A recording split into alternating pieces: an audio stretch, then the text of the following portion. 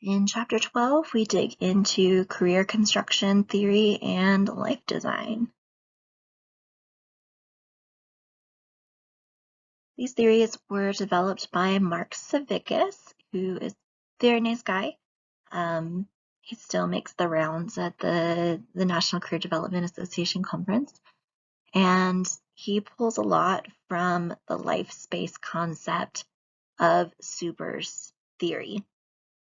And so he is part of that third phase of career development and career counseling that's really more integrated and broader, not focused specifically on making choices. So you'll see a vast difference between the earlier models we looked at, like trait and factor, where it was about making a choice and matching.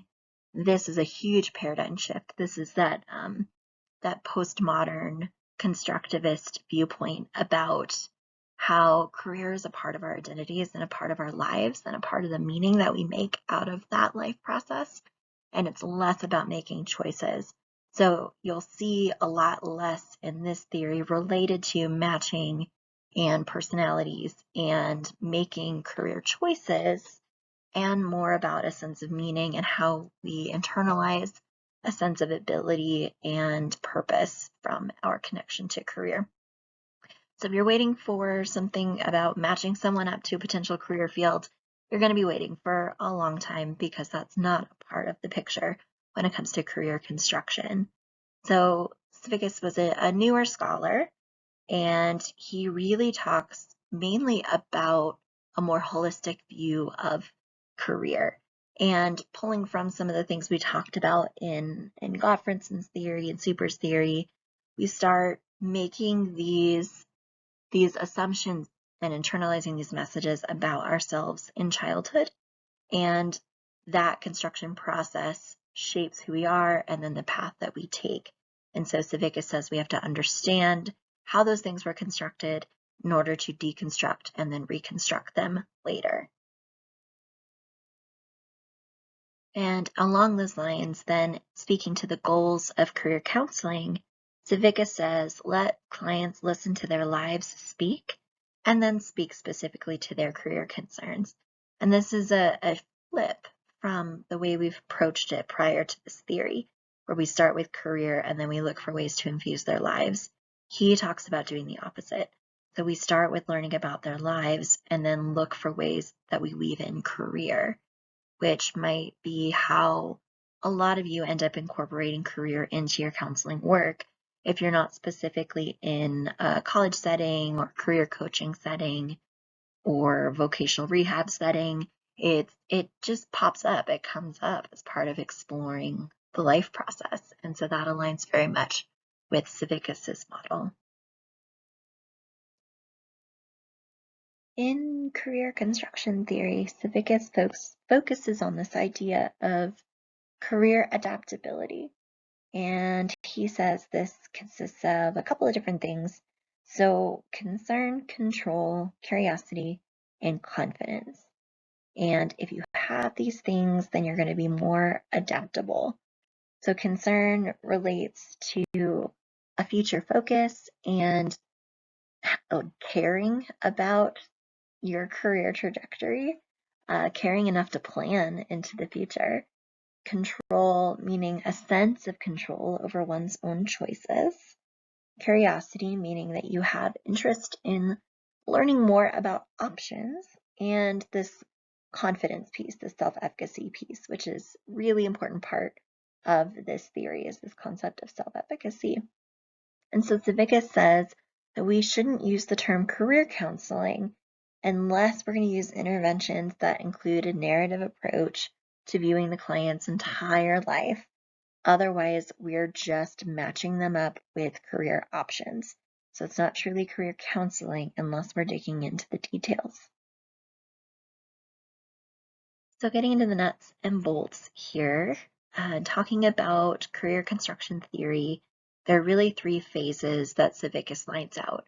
We have the construction phase, the reconstruction phase, and then the co-construction phase. Let's first dig into the construction phase. Okay, so buckle up because this theory is a little bit complicated, has a lot of parts to it. So in the construction part of this process, we have to understand how individuals have developed their sense of self in the first place, because if we don't understand that, it's going to be really hard for us to work with them to deconstruct and then reconstruct their life story. And you're going to see a lot of parallels to a narrative approach here. So in the construction phase, Civicus has a career styles or career and culture interview. And this is a very structured interview assessment that is used to gather information that we then interpret to understand the construction of the self. And there's a copy of this in the modules. This might be something that you decide to try out in your peer counseling interviews. It starts with the question, how can I be useful as you construct your career? And then there are 5 questions that we ask and interpretation of those 5 questions. And the key in these questions is listening for the meaning in the story and how the person retells it. So it's not necessarily important to attend to the accuracy of the comments, but rather the way they choose to tell the story, the kinds of things that stand out to them, the themes that emerge from the way they tell their story. That's what we're paying attention to. So this is a very interpretive approach, a very structured approach to counseling work.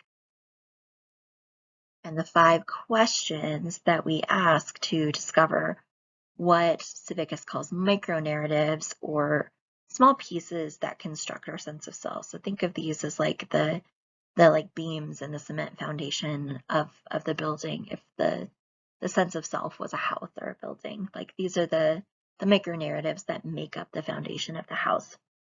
And so the 5 key questions are, who are or were your role models growing up? What are your favorite magazines or television shows? Can be a movie. What are some of your favorite stories? What are your favorite mottos? And what are your earliest recollections? And there's some key things here. So in terms of role model, we're going to ask them why that person is a role model and tell us a bit about what they admire about them. And it's not about the accuracy of how they view these role models. It's really more about what things they're valuing and what things that they consider to be admirable. We talk about favorite magazines or TV shows or movies or books. In this one, we have to pay special attention, especially if the book or the movie that they choose is something that you're personally familiar with, because it doesn't really matter how accurate it is that they're recounting the story or the plot. It's about how they choose to tell that story, the parts they remember and the parts they value. So again, it's interpretive, and it's not about us like filling in like, oh, I loved that movie. I loved the part where like this happened. It's not about that. It's about the things that they remember and value. Same with stories and mottos. Even if it's something you're familiar with, we're going to pay attention to the way that the client recounts it and talks about it. And then the earliest recollections, it's going to be really important here to make sure that it's something they actually remember. Because often we hear stories of things that we've done as children, and we may feel like we remember those things happening, but they're not things we actually remember. They're just things we've been told happened. And that's a really common precursor to this question is what is the earliest thing that you actually remember? Not that someone told you happened to you, not that you've seen pictures of, but the thing that you actually remember. As the counselor, then you would go and interpret the answers to those questions. And it's recommended you do this on your own in between sessions, especially if you're new and you're just getting comfortable with the theory. So the way we're interpreting the idea of role models is what Civicus calls your ego ideal. So focusing on the what rather than the who in the role models that they chose. And what is it about them that they find to be admirable? And those are the things that the ego of the person strives for. In the magazine or the show that they enjoy and why they enjoy it, they're going to talk about their ideal environment that they would like to be in. The books, movies, and story represents something that the individual views as a challenge, and the way they describe that playing out in the plot of the book or the movie is how they would imagine themselves to be able to overcome it. And then a motto is meant to be a theme or a title of the life story to represent where they are in the current time. And the earliest memories are any sort of underlying preoccupations or constructed storylines or messages that are going to be guiding their current goals. So we've done our interview and understood how the individual has constructed their life to this point. Now we get to go in and do some rearranging and some reconstruction. In this phase, we rearrange the stories. And so we really want to focus on the self-concept, what type of work environment that person might prefer, how they might enact themselves, like enact their dreams or see themselves working in a certain type of work environment, finding strategies for moving forward. And he focuses a lot on what's just the next step. Even if the long-term goal doesn't feel possible, what is the next step? And then he talks about taking from that interview metaphors about how they're stuck. So what is the theme? What is the central story about why they're stuck or where they are? So a lot of reconstruction has to do with pulling from the answers we received in that interview. So what this looks like going from construction to reconstruction is an assessment of this cyclical nature, this routine that someone might be stuck in. And Savickas describes the counselor as the carpenter and the client as the architect. So the client gets to design the process and design their life. The counselor is just the carpenter that helps them put it all together. And so that career and culture interview is part of the construction phase. And then in reconstruction, we draft what's called a life portrait from their responses of that interview. So understanding the self, the setting, the script that they live by, and then their strategies to move forward. And Savickas talks about, as part of this reconstruction, we get to use our counseling skills. We get to employ a lot of narrative strategies here. So the things that we need to do as a counselor is we need to be able to enter into the story with a sense of respect and empathy for the individual whose life that we're navigating with them. We need to take time to listen and understand the story, and he gives us permission to be interpretive here. And then we need to help the client elaborate more on the meaning. So we need to help them connect meaning to goals and then create next steps, which is in that next phase of the process, which is co-construction. So in co-construction, the counselor and the client are ideally working in tandem, side by side, and we are revising their current life portrait that we learned about in the first two phases. And we get to rewrite some of these narratives to help address negative views of the self. So we need to deconstruct things like assumptions, and then we need to co-construct a new story. And this is where you see a lot of parallels to the narrative therapy process. We're just pulling this into a more career-focused setting. Okay, so I told you to buckle up because this one's complicated. So this is where the whole life portrait thing comes in. So as part of that narrative and that story, we get to imagine painting a portrait of the future of someone's life with them. We're co-constructing this new narrative together. And that includes 8 different phases or different parts that we're going to be looking at in this co-construction process.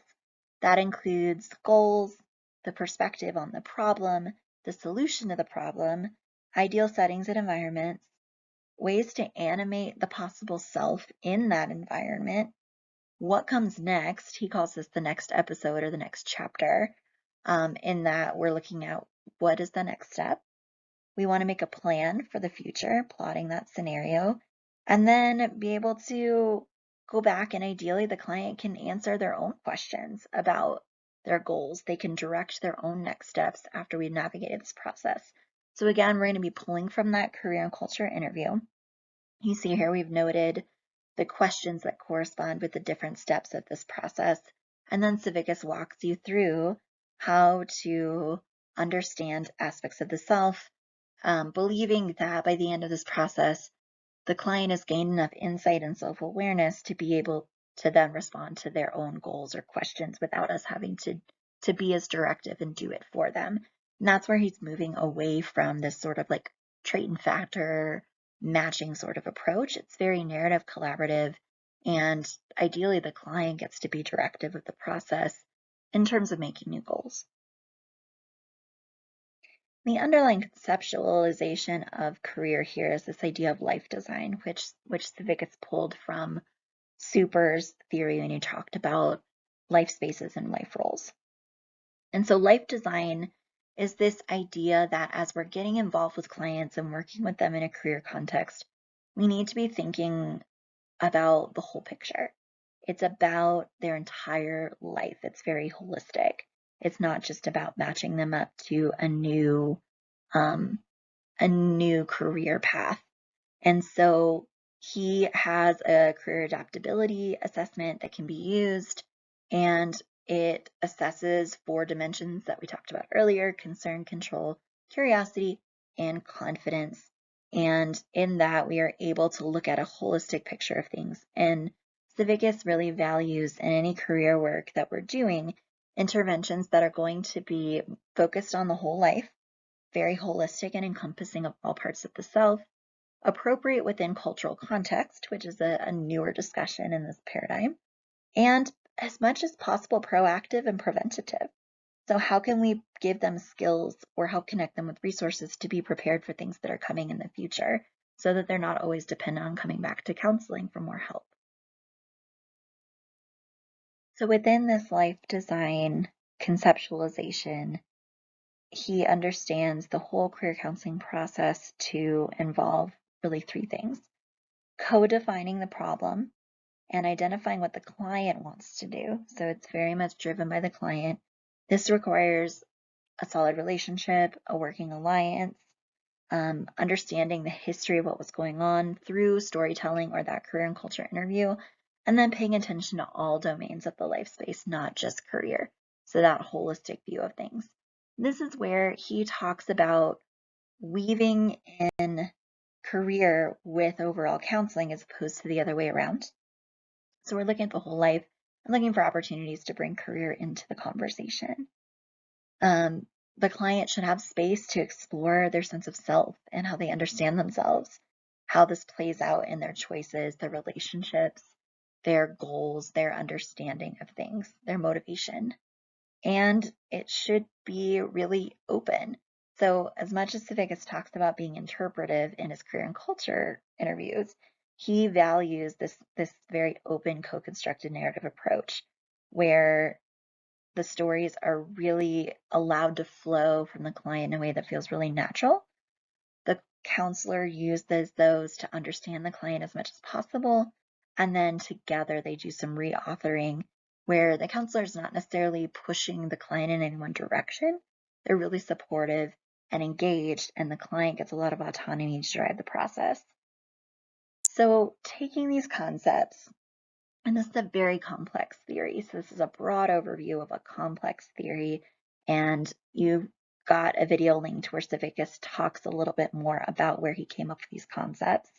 And it's nice that we have a lot more videos of him explaining things because he was a more recent theorist. But compare this in your mind to where we started, to the idea of trait and factor, or even the Holland model, or work adjustment theory, where it's like, how are you willing to adjust yourself to fit the work environment? This is about who are you, where are you going, how does career contribute to your sense of meaning in the world, and then how do you make choices and goals based on that understanding? It's a huge paradigm shift, and this is why we call it a postmodern theory, because it's a big shift from the counselor being the expert in the room and having a very narrow view of career to being a co-constructor of meaning, open perspective, and looking at the entire life of the individual and how career fits into the picture.